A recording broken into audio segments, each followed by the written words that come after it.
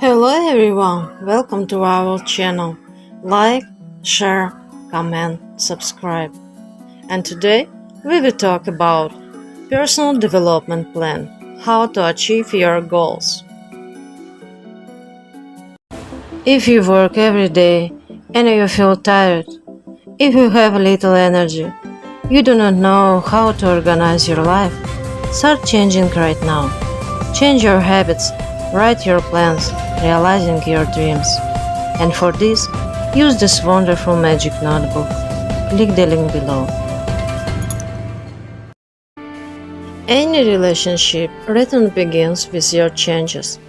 To do this, use the instructions for drawing up a personal development plan described here.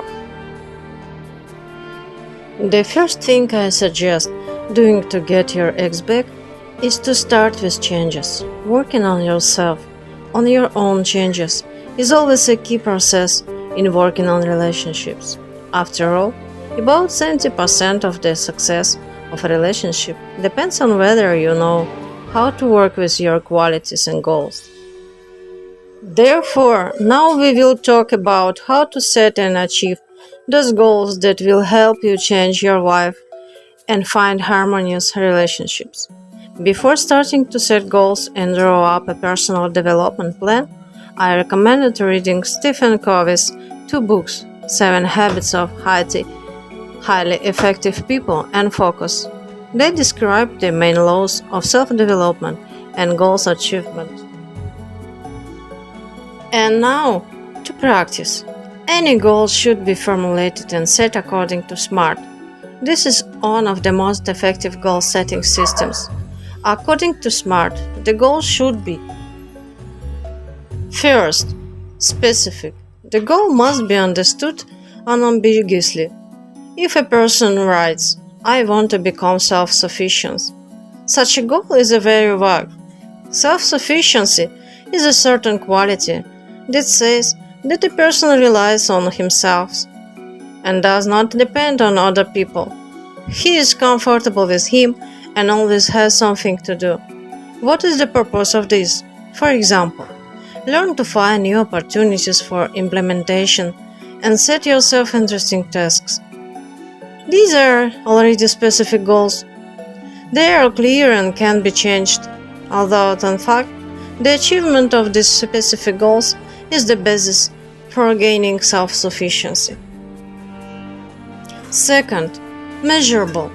The measurability of the goal implies the presence of criteria that will help determine whether and to what extent the goal is being achieved. For example, developing self-sufficiency. You can build on attending at least 5 career development events per month or getting involved in 2 new sports as a basis. You can choose any criterion. The main thing is that the result is measured in exact terms. Third, achievable.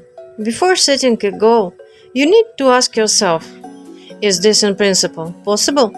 If yes, then great. But if not, then you need to reformulate your desire. Fourth, relevant, actual. The goal should be consistent with the goals of a higher level. This is important for understanding what the achievement of the goal serves. In our case, this is, for example, the question of whether I need self-sufficiency in order to get my ex-girlfriend back. If yes, then the intermediate goal corresponds to the goal of a higher level. 5. Time-bound, limited in time. You always need to imagine how long it takes to achieve a particular goal. For example, how long does it take to develop self-sufficiency? More than 2 years or less? Probably less. Less than a year or more? Probably less. More than 6 months or less? Etc. Probably more. More than 9 months or less? It's probably somewhere like this. And by asking yourself questions to clarify the time period for achieving the goal, you will come to the exact time that you will take to complete your plan. If all these 5 points are fulfilled, then your goal is set correctly. Next, we begin to think about what steps need to be taken in order to achieve the desired goal. In other words, we disassemble the goal into components. The main question at this stage is what needs to be added to the current situation so that I can achieve the desired result. The key task is to determine the resources required to achieve the goal. The most common problem at this stage is confusion and not knowing what is needed for the goal. But from experience, I can say that when a total misunderstanding turns on what tools and details are needed, then a person is scanning and looking for an excuse so as not to strain, do nothing, and feel sorry for himself unfortunate. In fact, there are a huge number of sources that will allow you to pinpoint the resources to achieve your goal. The almighty Google, a bunch of books on self-development, training, psychologists, and psychotherapists, finally. There are a lot of options for developing qualities, and if you don't see them, admit to yourself honestly that you are just lazy. Then there are people who often ask to see the plans of others, but how to get a good grade in the fifth grade by cheating from a neighbor will not work. And with a plan for the development of self-sufficiency, it's just ridiculous. Start developing independence from others by copying from a colleague. Bravo. You need to paint your goals yourself by doing research. The next point, after you have painted the main steps, you need to limit them to the start date of the step and the end date. The main question at this stage, when and how to evaluate the results. With the end date, by the way, there are some nuances. Not all steps have an expected end date. For example, going to the gym.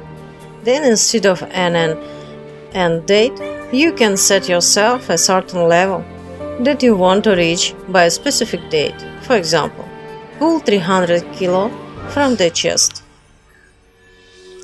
There are a lot of options. Swim 40 pools, talk politely with people. The process that you do not plan to end after achieving the goal, limit the date when you analyze what has been achieved. And as this skill develops, the end date can be shifted. It happens that you have written a step that is unclear when it starts and ends. This means that the step is written incorrectly. Then it needs to be broken down into simpler and more obvious steps, easily limited by dates. Sometimes there are steps that cannot be broken down. Then think about what resources are needed to take this step. Maybe new knowledge, expert advice, additional learning. In this case, the new resources you bring can also become steps.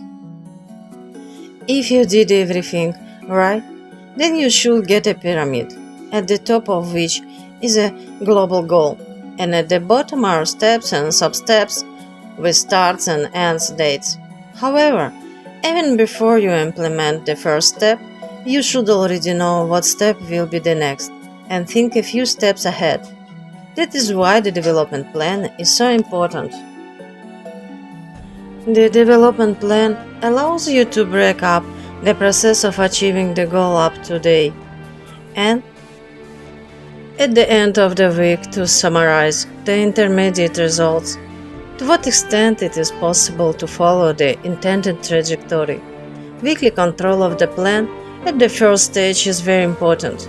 This is the only way to notice the wrong steps and change them in time without ruining the entire project.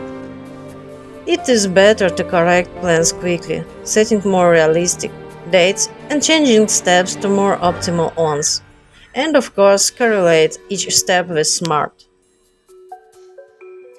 After the revision of the plan, mark the achieved result with ticks, plus signs, and encourage yourself in every possible way with what you have long wanted and will bring pleasure. This is very important for maintaining motivation. And the most important thing, in terms of development, is that it must be carried out.